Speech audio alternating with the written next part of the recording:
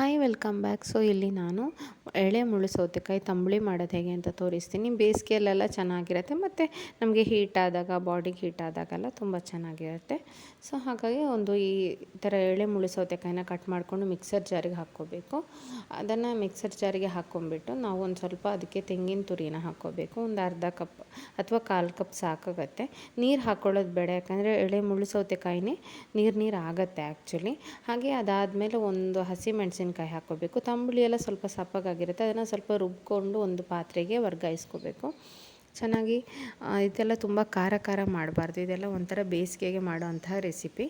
So ಇದಕ್ಕೆ ಮತ್ತೆ mixer ಜಾರ್ನ ತೊಳೆಸ್ಬಿಟ್ಟು ಒಂದು ಸ್ವಲ್ಪ ನೀರು ಹಾಕ್ಕೊಂಡಿದ್ದೀನಿ. ಹಾಗೆ ಒಂದು 2-3 ಸೌಟ ಆಗುವಷ್ಟು ಮಜ್ಜಿಗೆ ಹಾಕ್ಕೋಬೇಕು. ಇದಕ್ಕೆ ಮಜ್ಜಿಗೆ ಅಥವಾ ಹುಳಿ ಮಜ್ಜಿಗೆ ಅಥವಾ ಮೊಸರನ್ನ ಹಾಕ್ಕೊಳ್ತಾರೆ. ಯೂಶ್ವಲಿ ತಂಬುಳಿಗೆ ಮಜ್ಜಿಗೆನೇ ಹಾಕ್ತಾರೆ.